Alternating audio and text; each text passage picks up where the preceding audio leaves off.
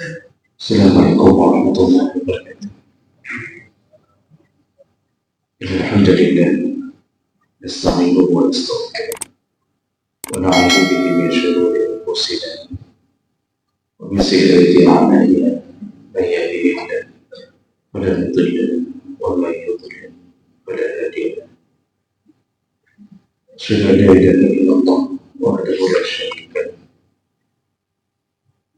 wa asyhadu anna Muhammadan 'abduhu wa rasuluh. اللهم صل وسلم على نبينا محمد وعلى آله وأصحابه أجمعين. أما بعد، رب اشرح لي صدري ويسر لي أمري واحلل عقدة من لساني يفقهوا قولي. Segala puji bagi Allah, kemudian salawat dan salam pada Rasulullah, pada keluarga dan seluruh sahabat-sahabatnya yang Allah muliakan, insyaAllah. Bapak Ibu jamaah sholat subuh, dan semoga kehadiran kita tercatat di sisi Allah Subhanahu wa Ta'ala. Kita akan lanjutkan pembahasan tentang dosa-dosa besar. Di pertemuan kita yang baru, kita telah membahas salah satu dosa besar, yaitu bermain catur yang diiringi dengan pertarungan atau perjudian, atau menghabiskan waktu dalam permainan tersebut sehingga menghilangkan ibadah atau melalaikan ibadah. Namun sebagian ulama menyatakan tidak mengapa kalau perkara tersebut tidak terjadi. Artinya kalau tidak menjadikan pertarungan, perjudian, dan tidak melalaikan ibadah, hanya sekedar bermain catur, maka masih dibolehkan. Namun makruh di sisi jumhur ulama.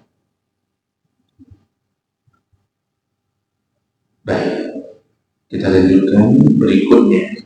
Dosa besar berikutnya yaitu ijma' as-sagha'ir, bihaisu tawallada ma'asihi ta'atan, yaitu membiasakan atau mengulang-ulang dosa-dosa kecil yang mengakibatkan dia terjebak dalam maksiat tersebut. Nah, jemaah Allah Subhanahu wa Ta'ala, di sini yang dibahas adalah tentang dosa kecil. Dalam Al-Quran, Allah Subhanahu wa Ta'ala yang menyebutkan bahwa dosa itu ada yang besar, ada yang kecil. Jadi Allah yang mengatakan, contohnya di dalam surat An-Nisa 31, Allah katakan, in tajtanibu kaba'ira ma tunhauna 'anhu nukaffir 'ankum sayyi'atikum wa nudkhilukum mudkhalan karima. Jadi kata Allah, kalau engkau menjauhkan diri dari kaba'ir, kaba'ir itu kabirah atau dosa besar. Kalau engkau menjauhkan dirimu dari dosa besar, maka nukaffir ankum sayyi'atikum, dosa-dosa kecil pun kalau terjadi, maka itu mudah dihapuskan Allah Subhanahu wa Ta'ala. Dan engkau akan dimasukkan ke dalam tempat yang mulia, mudkhala. Nah, bahasa Allah, dan ada beberapa ayat lain yang senada, itu menyebutkan bahwa dosa itu ada yang besar, ada yang kecil. Penyebutan ke dosa besar biasanya disebutkan dengan kalimat kaba'ir atau kabirah mufrad. Kadang-kadang Allah menyebutkannya zambun atau zunub. Kadang-kadang Allah menyebutkannya ismun. Nah, untuk dosa kecil, kadang-kadang Allah menyebutnya dengan saghirah atau saghair. Dan kemudian kadang-kadang disebutkan dengan khataya atau khati'ah. Jadi jemaah berkata, bagaimana kita tahu bisa membedakan antara dosa besar dan dosa kecil? Para ulama setelah meneliti ciri-ciri yang Allah sebutkan untuk dosa besar, biasanya dosa besar itu kalau disebutkan Allah dibarengi dengan ancaman atau hukuman di akhirat. Itu ciri-ciri yang disebutkan. Contohnya kalau Allah menyebutkan tentang pembunuhan, perampokan, perzinahan, maka Allah menyebutkan akibatnya di akhirat. Jadi kesyirikan Allah sebutkan masuk neraka, diberi azab yang pedih di Jahannam, itu sudah masuk pada bagi dosa besar. Ada kalanya Allah tidak menyebutkan hukumannya di akhirat, tapi menyebutkan hukumannya di dunia. Jadi diberi sanksi di dunia sebelum bersambung di akhirat kalau dia tidak tobat. Nah, ini juga termasuk ciri-ciri dosa besar. Jadi kalau Allah menyebutkan as-sariqu was-sariqatu, pencuri laki-laki, pencuri perempuan, maka potonglah kedua tangannya. Nah, potong kedua tangan ini adalah hukuman di dunia, maka dia termasuk dosa besar. Kalau Allah sebutkan tentang penzina, az-zaniyatu waz-zani fajlidu kulla wahidin minhuma mi'ata jaldah, penzina laki-laki, penzina perempuan, penzina laki-laki, maka cambuklah kedua 100 kali cambuk, atau kalau sudah menikah maka rajamlah. Jadi Allah sebutkan hukuman di dunia, itu ciri dosa besar. Atau satu lagi ciri-cirinya kata orang ulama, Allah tak sebutkan hukuman tapi bahasanya bahasa melaknat. Terlaknatlah, atau Nabi yang sebutkan terlaknatlah laki-laki yang meniru perempuan, perempuan yang meniru laki-laki, terlaknatlah, terlaknatlah. Nah, itu kalau sudah ada bahasa itu masuk kategori dosa besar. Makanya dosa besar itu ketika disusun oleh para ulama berdasarkan Al-Quran dan Hadis, Imam Az-Zahabi menyusunnya mencapai 70 dosa besar. Lalu kitab yang kita pegang ini itu lanjutan perluasan dari kitab Al-Kabair Imam Az-Zahabi, dilanjutkan oleh Imam Ibn Hajar Al-Haythami. Ya, di sini mencapai 400 dosa besar, dan kita sudah melakukan pembahasan ini, membahas masalah ini sudah lama, dan ini sudah sampai pada jilid kedua dan hampir berakhir. Jadi banyak sekali dosa besar yang bisa terjadi. Namun kalau dosa kecil itu ciri-cirinya tak disebutkan neraka, tidak disebutkan hukumannya di dunia, juga kadang-kadang tidak dipakai bahasa la'an. Jadi dosa kecil itu hanya dilarang. Nah, itu dimasukkan ke dalam kategori dosa kecil. Yang menjadi pokok permasalahan kita adalah kalau dosa besar sudah jelas harus dihindari. Dosa kecil itu dasarnya perilakunya adalah hal-hal yang ringan, dan mungkin kalau bisa kita levelkan di atas kemakruhan. Jadi derajatnya di atas makruh tapi belum mencapai haram. Jadi dosa-dosa kecil itu dia tak disebutkan tentang neraka, tak disebutkan tentang hukuman di dunia, tapi dia dilarang. Contohnya makan dengan tangan kiri, minum, makan dengan tangan kiri. Kata Rasulullah ketika melarang makan dengan tangan kiri kepada salah seorang anak muda, Rasulullah tak menyebutkan kau masuk neraka kalau makan tangan kiri, tapi Rasulullah cuma menyebutkan fa inna syaitan ya'kulu bishimali yashrabu ya'kulu wa yashrabu bishimali. Syaitanlah yang makan dengan tangan, makan dan minum dengan tangan kiri. Jadi Rasulullah cuma mengatakan itu. Jadi setelah mengatakan jangan kul biyamini, makanlah dengan tangan kanan, tak disebutkan neraka, tapi disebutkan syaitan itu makan dan minum dengan tangan kiri. Ini pekerjaan yang sederhana tapi dilarang, dan jamaah masjid pun masih banyak yang sudah ikut pengajian berpuluh tahun pun masih minum dengan tangan kiri. Salah satunya bahkan lebih dahsyat, minumnya ketika sedang ikut pengajian. Jadi begitu dibagikan aqua gelas, cuma saya tidak mau tembak langsung di depan, takut tak datang lagi nanti. Nah, hari ini saya tembak secara umum. Itu masih banyak. Dibagi aqua gelas, minumnya dengan tangan kiri sambil ikut pengajian. Ini syaitan bukan tertawa tapi terbahak-bahak. Jadi perkara-perkara seperti ini.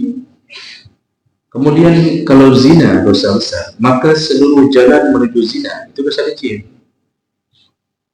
Melihat gambar, film, kemudian menyentuh, melakukan fantasi seksual, berkhayal, ini semua jalan-jalan menuju zina.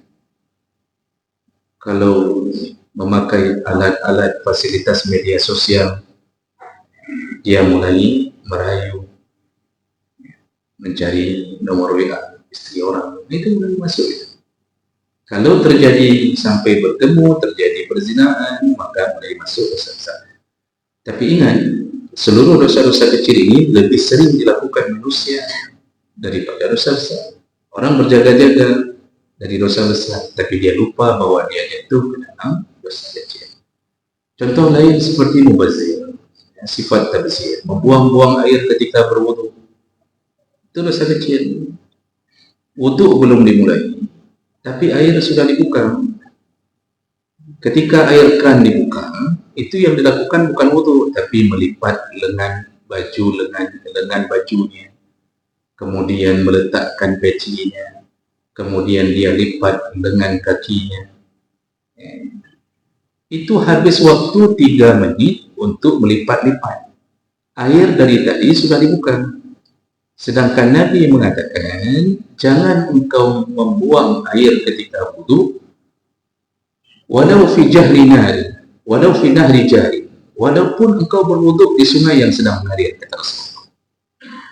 Padahal sungai mengalir, Pak, kita berwudu suka-suka, itu kan tak maaf. Tapi Nabi mengatakan, walaupun di sungai yang sedang mengalir, jangan engkau buang-buang air ketika berwudu. Nah, ini termasuk hal-hal yang kita harus hindari. Apalagi tafsirnya tafsir yang sifatnya sudah melebihi kapasitas. Jadi kalau rumah dibangun begitu mewah, padahal kamar itu tak penting, itu bangun sampai 8 kamar, yang dipakai cuma 1 kamar.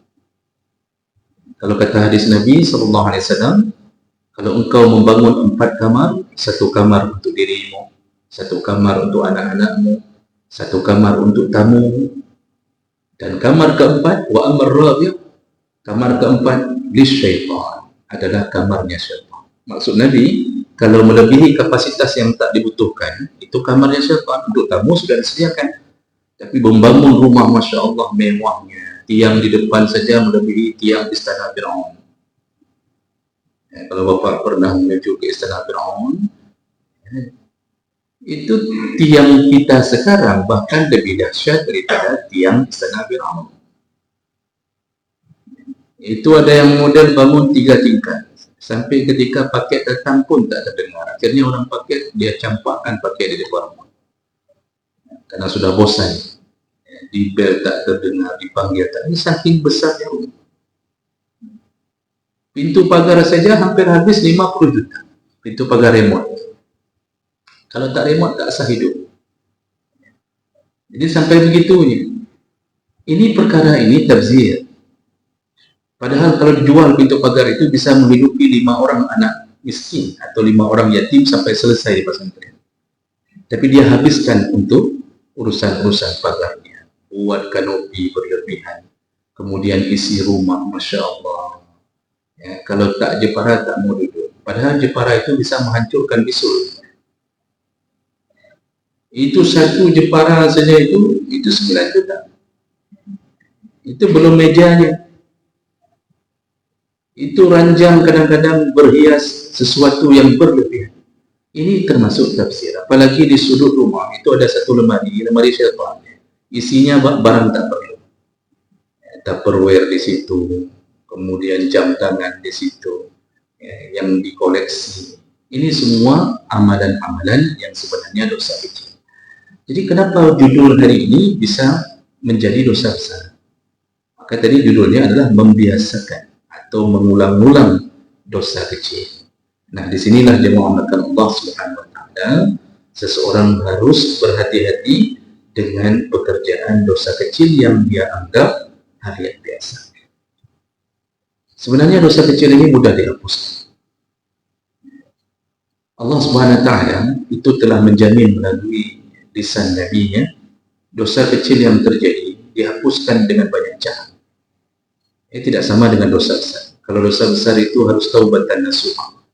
Dosa kecil selama itu baru dilakukan dan dia langsung menyadarinya, maka istighfar menghapuskan. Begitu salat, Allah letakkan semua dosa kecil di pundak orang yang salat. Begitu dia sujud, berguguranlah dosa-dosa kecil itu.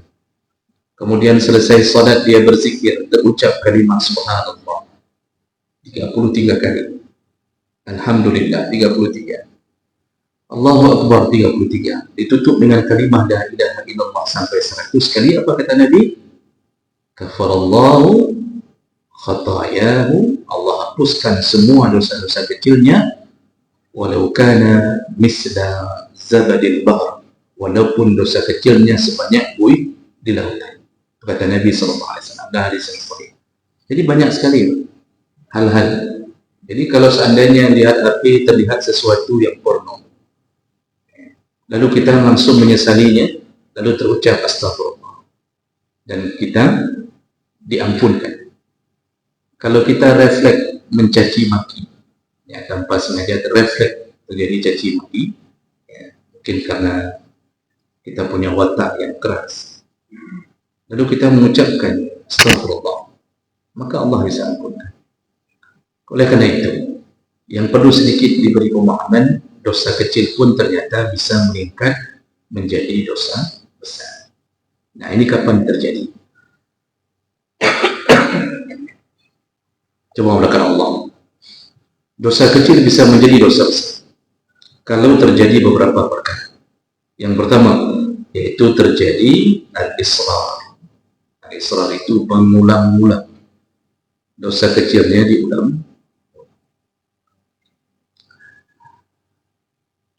Kalau dosa besar dilakukan sekali langsung menjadi dosa besar. Dosa kecil tak langsung menjadi dosa besar. Tapi kalau sudah diulang-ulang, maka di saat itu dia berubah statusnya menjadi dosa besar. Dan ini disebutkan dalam salah satu hadis dari Abdullah bin Amr bin As. Rasulullah SAW menyebutkan, wailul lil musirrin, celakalah bagi musirrin. Siapa dia? Alladzina yusirruna ala ma fa'alu wa hum ya'lamun. Itu orang yang mengulang-ulang dosa kecilnya dalam keadaan ala ma fa'alu wa hum ya'lamun, dalam keadaan mereka tahu. Mereka tahu itu dosa kecil, tapi diulang-ulang. Kalau seandainya karena ada khilaf, bagi sebagian ulama yang mengatakan rokok itu termasuk dosa kecil, ya, karena haramnya masuk dosa kecil merokok. Sebagian ulama kan mengharamkan. Itu mengharamkan pun yang dipastikan keharamannya kalau dilakukan di dalam masjid. Kalau kita buka kitab Mawsu'ah Fiqhiyah Al-Kuwaitiyah, kitab fikih terbesar berdasarkan abjad, para ulama sepakat kalau merokok di dalam masjid dipastikan keharamannya, dosa kecil. Merokok di luar masjid sebahagian mengatakan haram, sebahagian mengatakan makruh. Itu memang khilaf, dalam kitab-kitab pun disebut khilaf, tidak sepakat keharamannya, tidak sepakat kemakruhannya. Tapi kalau dalam masjid sepakat keharamannya. Maka saya heran hari ini kalau ada yang sedang mengajar pengajian sambil merokok dalam masjid. Ini benar-benar mengherankan. Kalau di luar masjid oke lah, masih ada celah, artinya tidak sepakat keharaman. Tapi dalam masjid sambil merokok, dan yang heran jamaahnya mengikuti orang yang itu. Jadi mengajarkan kebaikan, tapi dia sendiri sedang melakukan sebuah perkara dosa. Tapi jamaahnya merasa nyaman. Ini sebenarnya dari profil saja sudah tak pantas untuk dijadikan sebagai teladan. Nah, kalau merokok sebahagian ulama mengatakan dosa kecil atau haram tadi hukumnya, mengulang-ulang merokok maka bisa menjadi dosa besar. Kalau kemakruhan itu sebaiknya dihindari, bukan dibiarkan. Makruh itu kan sesuatu yang dibenci. Bahasa kuriha itu dibenci artinya. Masa sesuatu yang dibenci walaupun tak jatuh ke dalam dosa, lalu kita biasakan. Ini kan menunjukkan hati kita dengan Allah ini sebenarnya ulok-ulok. Kita ini sebenarnya sedang mengolok-olok. Karena orang yang punya rasa khawatir bertemu Allah dalam keadaan Allah marah, maka sesuatu yang makruh itu dihindari walaupun tak jatuh ke dalam dosa.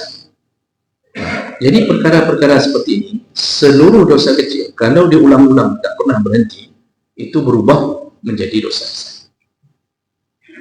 Jadi ketika bertemu Allah, kita mungkin tak sangka perbuatan dosa kecil kita ternyata sudah menjadi dosa besar. Makanya hati-hati dengan sifat tafsir. Tak usahlah koleksi-koleksi mobil-mobil mainan. Ada orang yang model uang dia habiskan ke perkara-perkara yang tak bermanfaat. Jadi ini perkara yang patut dijaga. Jadi kalau HP menjadi penyebab kita melihat gambar-gambar yang tak senonoh, dan itu kita lakukan berulang-ulang, terus berulang-ulang, mati belum taubat, maka berubah menjadi dosa besar. Oleh karena itulah seseorang hendaknya berjaga-jaga. Kalau dia tahu bahwa dia telah terjebak, maka segera keluar dari lingkaran dosa kecil.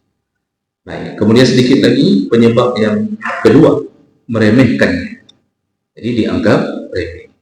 Jadi dosa-dosa kecil waktu diberitahu, ini tafsir, ini perkara ini tidak perlu.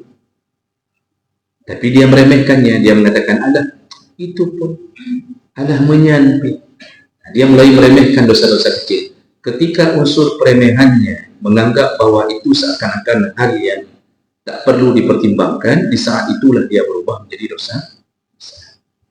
Makanya hadis riwayat Bukhari menyebutkan bahwa Rasulullah SAW menyebutkan innal mu'min yara zunubahu ka'annahu qa'idun tahta jabal. Seorang mukmin itu melihat dosa-dosa saking takutnya seperti melihat gunung yang menimpanya. Ya khafu ayyata'ala. Dia kalau melihat dosa takut sekali. Wa annal fajir yara zunubahu kasubabin marra ala anfih. Tapi orang yang fajir, suka bermaksiat, melihat dosa itu seperti lalat lewat di depan hidungnya. Jadi biasa aja, ala remeh, lalat. Tapi seorang mukmin, dosa kecil pun dia lihat rasa seperti gunung yang akan menimpanya. Makanya dulu di masa Nabi, sahabat Sa'dabah bin Abdurrahman itu kan sempat terlihat tak sengaja malah seorang perempuan yang sedang mandi, tak sengaja terlihat auratnya, dan dia terus menyesalinya sampai kemudian dia malu bertemu Nabi. Lalu dia mengasingkan diri di bukit, pergi ke bukit, dia asingkan diri sampai suatu hari Nabi bertanya, mana sudah lama tak nampak Sa'dabah bin Abdurrahman. Bukan Sa'dabah bin Hatim yang cerita tidak bayar zakat, Sa'dabah bin Abdurrahman. Mana Sa'dabah? Lalu kemudian Abdurrahman bin Auf mengatakan, dia malu bertemu denganmu ya Rasulullah. Dia mengasingkan diri di bukit. Lalu kemudian Rasulullah mengatakan, ada apa? Abdurrahman bin Auf tak tahu juga persisnya, kata Rasulullah jemput. Begitu dijemput, rupanya dia sudah dalam keadaan sakit-sakitan. Pulang ke rumah, lalu Nabi menjenguknya. Nabi meletakkan kepalanya di atas paha Nabi. Lalu dia menceritakan dalam keadaan sakit itu bahwa dia tak sengaja melihat aurat perempuan. Tak sengaja melihat aurat perempuan, dan aku malu bertemu denganmu ya Rasulullah. Lalu kemudian Nabi bertanya, kalau begitu apa yang kau harapkan? Sa'dabah mengatakan, tidak ada lain ya Rasulullah, mohonlah ampun kepada Allah agar aku dimaafkan, diampuni. Lalu kemudian Rasulullah setelah jenguk itu dia pulang, lalu kemudian Rasulullah mendoakan Sa'labah dan langsung mendapatkan jawaban bahawa Sa'labah telah diampunkan karena kekhilafan-Nya. Diberitahukan oleh sahabat kepada Sa'labah sedangkan Nabi sudah pulang. Begitu diberitahukan, saking senangnya Sa'labah, dia berteriak kegembiraannya, dia luapkan dengan teriakan, tapi di situ pula dia meninggal dunia dalam sakit-sakitnya. Diberitahukan ke Rasulullah Sa'labah meninggal, Rasulullah telah mendengarkan kabar bahawa dia diampunkan dosa-dosanya, saking gembiranya. Lalu Nabi datang membezuk dan Nabi datang melayati untuk membereskan jenazahnya. Dari situlah kemudian di ujung hadis itu disebutkan bahawa Rasulullah datang ke rumahnya dalam keadaan menginjit-injit. Artinya dia masuk dalam keadaan susah, masuk ke dalam rumah. Lalu kemudian ditanya oleh sahabat ketika Nabi keluar, ada apa ya Rasulullah? Aku lihat engkau seperti susah masuk ke dalam rumah. Apa kata Rasulullah? Rumahnya dipenuhi oleh malaikat. Ini bayangkan, dosa kecil Pak dijaga betul. Hari ini orang Masya Allah, dosa besar dianggap dosa kecil. Maka lalu dia meyakinkan diri, dia cerita tentang surga, dialah penghuni surga, tapi semua yang dilarang Allah dilanggarnya. Jadi menghabiskan waktu itu juga dosa kecil Pak. Makanya mohon maaf dengan bahasa yang agak lugas saya katakan, nyanduk di kedai kopi menjem-jem, ini ada sewa. Dengan hanya modal secangkir kopi itu pun setengah bayar. Itu duduk berjam-jam, habis waktu, tak ada lagi baca Quran, tak ada lagi solat-solat. Itu termasuk bahagian yang perlu dijaga-jaga. Nah, jadi menganggap remeh dosa berubah menjadi dosa besar. Kemudian ada lagi yang bangga. Nah, yang ketiga, menjadi dosa besar di saat dosa kecil itu dibangga-banggakan. Karena kata Rasulullah, umatku semua diampunkan dosa-dosanya kecuali yang memamerkan dosa. Jadi dia mulai memamerkan dosanya. Nah, waktu diingatkan tentang rokok, dia begel, dia tinggal. Merokok itu lebih bagus tinggal. Dia mulai mengatakan, merokok, ayah hidung merokok, asal ayah saya merokok bertahun-tahun, tidak ada masalah apa-apa, untuk apa urusan gara-gara rokok macam-macam. Nah, dia mulai membangga-banggakannya, dia meremehkan dan bahkan mengolok-olok orang. Di saat itu, kalau itu dari sebahagian ulama yang tadi mengatakan haram, kalau itu tadi dianggap dosa kecil, di saat itu bisa berubah menjadi dosa besar. Lalu kemudian yang terakhir, dosa kecil bisa berubah menjadi dosa besar ketika yang melakukannya adalah seorang yang alim. Ini peringatan bagi ustaz, dengku, kiai. Dosa kecil bagi mereka dianggap dosa besar. Kenapa? Karena mereka adalah panutan, tak layak melakukan dosa kecil. Tak layak. Kalau sudah hari ini bukan dosa kecil saja diterjang, ada yang ngaku ustaz, tapi ujung-ujungnya terjadi homoseksualnya, bukan dosa kecil dia, tidak dosa real.